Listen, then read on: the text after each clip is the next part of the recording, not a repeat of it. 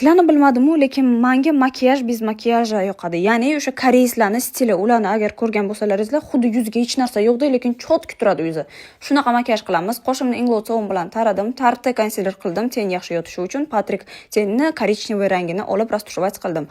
Oq rangini olib ko'zimizni ustiga pripechatsi qilamiz. Yana buni ustidan Selena Gomezni ana u highlighterni ustidan etit qilamiz, pripechatаем. Ну да, мы узбекский вы поняли. Дальше. Shunaqa kist olamiz и легкий подводка chizamiz. Inglot подводка bilan просто oson chizish. Qaranglar, ular nomiga chizishadi. Koreyslar ko'rgan bo'lsalaringiz, bunaqa findiferskiy qilmaydi strelkasini. Yuzim quruq, обязательно baza, любой bitta yuzga baza kerak. Tonalkadan oldin ikkita tonalkani aralashtirdim. Shik bilan Estee Lauder. Дальше Rode rumyanini oldik. Sveje bo'ldi yuzimiz, qaranglar.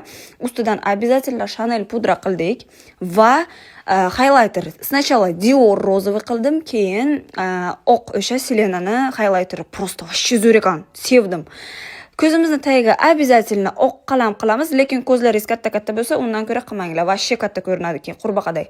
Дальше bizda 765 Misty's karandash. O'sha Rode rumyanani labimga qilishni sevdim. Qaranglar qanaqa chiroyli turadi. Va o'rtasiga qizil effekt и шик blesk. И все, voilà, o'sha koreyskiy makiyaj tayyor. Qilib ko'ringlar, juda ham chiroyli chiqadi.